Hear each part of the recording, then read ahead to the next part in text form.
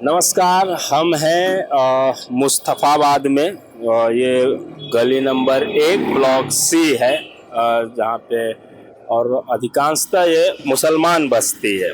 और यहाँ पे कुछ लोग बैठे हुए हैं जो यहीं के हैं। उन लोगों से जानने की कोशिश करते हैं कि राजनीतिक माहौल क्या है।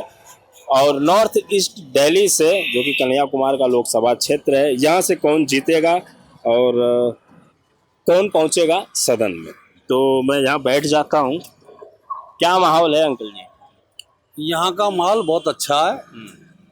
यहाँ पे कुछ बीजेपी के पक्ष में, कुछ बीजेपी और कांग्रेस कांग्रेस का, दोनों का है।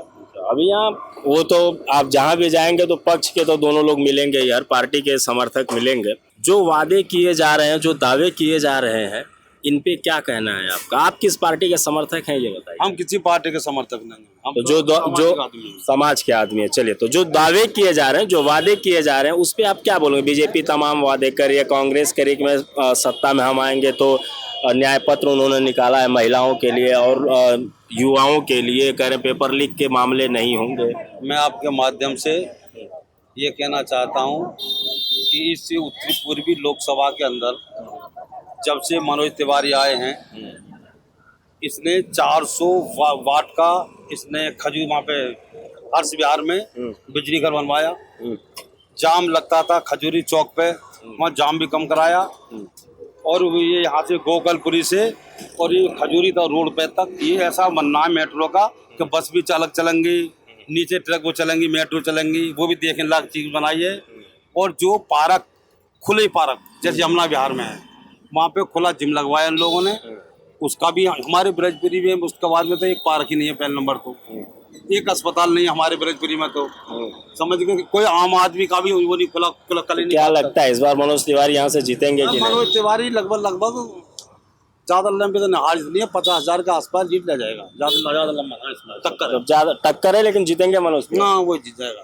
योजनाएं जो मनोज तिवारी या जो नरेंद्र मोदी की योजनाएं 10 साल से चल रही हैं इस देश में, उन योजनाओं का लाभ यहाँ पे मिलता है? लाभ तो सभी को मिल रहा है। योजना तो सभी के लिए होती है, एक पार्टी का किसी की थोड़ी अकेले के जो उम्मीदवार हैं कन्हैया कुमार और मनोज तिवारी, मैं कल मनोज तिवारी जी के साथ था, मैं उनका इंटरव्यू ले रहा था। उनसे मेरी बात, उन्होंने कहा कि कन्हैया कुमार अपने भाषण में या अपने इंटरव्यू में कह रहे हैं कि इस्लाम धर्म सबको कबूल कर लेना चाहिए, हिंदू धर्म की बुराई कर रहे हैं। ऐसी कोई उनकी वीडियो है जो कि मनोज तिवारी जी के पास है।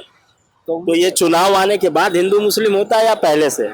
ये तो चुनाव के टाइम पे होता है, पहले तो कोई आता ही नहीं है यहाँ पे। अगर चुनाव हो जाएंगे फिर आने बंद हो जाएंगे। अब जो कर रहे हैं ये चुनाव के कर रहे हैं, अगर वो वीडियो तो उन्हें दिखा देनी चाहिए पब्लिक को। वीडियो तो पब्लिक में नहीं आई है, पर मनोज तिवारी कह रहे मेरे पास है। देखो, बोलने को तो दोनों लड़ाई लड़ रहे हैं तो एक दूसरे की सभी बोल लेंगे। वो उसकी कमी बताएगा, वो उसकी बताएगा। बाकी जब चुनाव चल रहा है, जो जीत जाएगा वो हो जाएगा। चलिए, यहाँ पे कुछ युवा लोग भी हैं, इनसे भी बात कर लेते हैं। क्या नाम है आपका? जीशान। इधर कैमरे के पास आ जाइए। जीशान। जीशान, क्या माहौल है? कन्हैया कुमार के यहाँ पे रैली होने वाली है, क्या माहौल है? कन्हैया कुमार जीतेंगे यहाँ से। कन्हैया कुमार जीतेंगे? कन्हैया कुमार क्यों जीतेंगे? कन्हैया कुमार नए हैं, पहली बार। युवा है, पढ़े लिखे हैं और युवा है, पढ़े लिखे हैं और जमीन स्तर के आदमी है। जमीन अभी तो पहली बार आए हैं। हाँ, तो जमीन से ही जुड़े हुए हैं। तो जमीन से जुड़ा हुआ तो हर कोई उनका नाता था जेएनयू से वो पढ़े लिखे। मालदार आदमी है, वो तो मालदारों की पार्टी है भाई। मालदारों की पार्टी है, सरमाएदार है। कौन सी पार्टी मालदारों की पार्टी है? बीजेपी मालदारों की पार्टी है, सरमाएदारों की पार्टी है भाई। तो इस बार सांसद मनोज तिवारी नहीं बन पाएंगे? नहीं बनेंगे।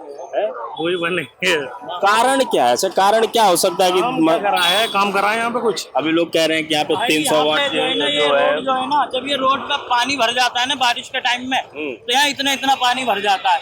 जब से मनोज तिवारी 10 साल से यहाँ के सांसद हैं, आज तक वो इस रोड पे नहीं आए, कभी देखा नहीं है यहाँ पे आकर। जब यहाँ का माहौल खराब होता है वो कभी नहीं आते यहाँ पे। कांग्रेस, क्या लगता है कांग्रेस परिवर्तन कर देगी?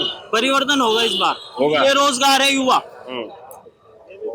बेरोजगार। मैं भी बेरोजगार हूँ, देखो इसके साथ घूम रहा हूँ अभी। मैं भी बेरोजगार है। चलिए, और लोगों से बात करते हैं। अंकल जी, कुछ युवाओं से बात हो रही थी अभी, वो कह रहे हैं कि बीजेपी सरकार में रोजगार नहीं हुआ और इसी रोड पे बारिश के समय जो है पानी भर जाता है। तो उसका कोई 10 साल में कभी मनोज तिवारी इस रोड पे आए नहीं। नहीं, ये मनोज तिवारी ने काफी काम कराया है यहाँ। ऐसा कोई समस्या नहीं है, बढ़िया काम है। मनोज तिवारी का बढ़िया काम है, हाँ। जीतेंगे इस बार फिर। बिल्कुल जीतेंगे 100%। अंकल जी आप क्या कह रहे थे कि कन्हैया कुमार ने क्या करवा दिया? ये जो नु कह रहे हैं या पानी भर जावा था तो ये कन्हैया कुमार करवा के गया क्या? बीजेपी के विधायक ने नहीं करवाया था। अरे कन्हैया कुमार तो अभी जीते ही नहीं, अभी तो जीतते भी नहीं है। अभी से जो है वो पहले पुल बांध रहे हैं। अभी तो पहली बार आए हैं, वो बोले हैं कि मैं सब कुछ करवाऊंगा, वादे कर रहे हैं। बिल्कुल बिल्कुल बिल्कुल बिल्कुल सही बात है। बीजेपी ने क्या नहीं किया बताओ? बीजेपी ने लोगों का कि युवाओं को रोजगार नहीं मिला, केवल हिंदू मुस्लिम। रोजगार की बात ये है, रोजगार किसने खत्म करा था? रोजगार किसने खत्म करा था? किसने खत्म करा था रोजगार? युवाओं तो युवा कह रहे। कांग्रेस की सरकार थी जब इन्होंने प्राइवेटकरण करा था, और अब आकर वो महसूस हो गया। किस चीज का प्राइवेटाइजेशन हुआ? प्राइवेटकरण, ये जो नौकरियां होती थी तो प्राइवेटकरण, हड्डी-पाट का प्राइवेटकरण हुआ। कौन सी नौकरी में? जैसा कि डीडीए है या डीटीसी है या रेलवे है या ठेकेदारी प्रथा है ये, तो इसमें नहीं हुआ ये। तो ये तो कह रहे हैं लोग कि बीजेपी में संविदा प्रथा शुरू हुई भाई है। एक बात बताओ, जब पहला संशोधन इन्होंने कर दिया तो लागू तो होना ही है वो। अब बीजेपी की सरकार में बोला बीजेपी बदल देती, बीजेपी तो पूर्ण बहुमत के साथ सत्ता में थी। बदल तो नहीं सकती ना, जो आगे आएगा वो बदले कौन जाएगा? जो लिख दिया उसमें 125 बार संशोधन हो गया। बदलाव तो अभी भी होगा, अभी तो बीजेपी के उम्मीदवार हैं। 125 बार संशोधन हो गया संविधान में, बीजेपी ने करा गया? नहीं, बीजेपी ने, हर पार्टी करती है संशोधन। बीजेपी ने भाई देश की सारी सीमाएं सुरक्षित करी हैं। देखो कौन सी सीमा सुरक्षित हुई है? लोग कह रहे हैं कि चाइना अंदर आ गया, अरुणाचल प्रदेश की तरफ, पाकिस्तान, नेपाल। कांग्रेस के जमाने में अंदर आया था पहले, अब बीजेपी निकाल दी। अब तो बीजेपी ने बाहर कर दिया। अभी देखो पीछे क्या हुआ था, हमारे सैनिक कितने मरे थे इस चक्कर में। पुलवामा हमले में भी सैनिक मरे, लेकिन अभी तक उसका कोई जांच नहीं हो पाया। जांच तो हो रही है, जांच क्यों नहीं हो रही उसकी? वहाँ के जो राज्यपाल थे उन्होंने तो बताया भी कि वहाँ पे ऐसी ऐसी दुर्घटना होने की आशंका थी, फिर भी बीजेपी विमान नहीं भेजी। अब ये मेरी जमीन है, अब वो सामने वाला आएगा अब तो वो हम भी मरेंगे और वो भी मरेंगे। ये तो सामने की, मगर जमीन पर कब्जा तो नहीं करने दिया उन्हें। और पहले नेहरू के जमाने में कितनी जमीन घेरी उन्होंने बताओ? किसने घेर ली? इन्होंने, चीन वालों ने। कहाँ पे? चीन के बॉर्डर पे। अब नहीं घेरी हुई है। कहाँ घेरी है? अब वापस मिल गई जमीन। वापस नहीं मिली तो आगे को कब्जा तो नहीं करने दिया इन्होंने। आगे कब्जा नहीं हुआ ना। अंकल जी थोड़ा सा न्यूज और अपडेट कीजिए। अरुणाचल प्रदेश में क्या चल रहा है? मणिपुर में क्या हो रहा है? मणिपुर में देखो वो आपसी लड़ाई थी उनकी। किनकी? दो गुटों की। सरकार तो बीजेपी की दिया, दो गुट की लड़ाई होगी तो प्रशासन का काम क्या होता है? वहाँ पे चल नहीं रहा, वो पकड़ लिए सब जितने बच्चे वहाँ। 1-1.5 महीना तक मणिपुर में इस तरीके से हमला हो रहा था, बीजेपी की सरकार थी, फिर भी कुछ नहीं रोक पाए। नहीं, अब तो रोक दिए ना। अब तो रुका है। कितने समय के बाद रुका? देखो जब पता लगता है। हाँ जी, मणिपुर से ज्यादा तो बंगाल में हो रहा है। कहीं भी हो रहा है वो गलत है, कहीं भी हो रहा है वो गलत है। अगर बीजेपी की सरकार थी मणिपुर में तो उसको रुकना चाहिए था। केंद्र में, अगर बंगाल में हो रहा था केंद्र ने तो अपनी पूरी ताकत लगाई है। गृह मंत्री तक वहाँ पे गया है, मीटिंग करी है दोनों पार्टियों से। काफी जब भी उसमें बदलाव आया वहाँ, जब भी समस्या का समाधान हुआ, थोड़ा बहुत 1-1.5 महीना लग गया समाधान। हाँ, समय लगा। समय तो किसी भी समस्या को सुलझाने के लिए टाइम तो लगता ही है। उस समय में कितना नुकसान हुआ ये भी तो देखना जरूरी है। नुकसान तो होता ही है। बीजेपी, कांग्रेस वाले कह रहे हैं कि बीजेपी चुप थी एकदम मणिपुर पे। ये जो है कांग्रेस के ही बोए हुए बीज है।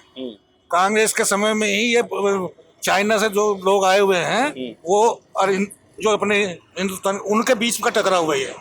ये कांग्रेस की वजह से है। हाँ।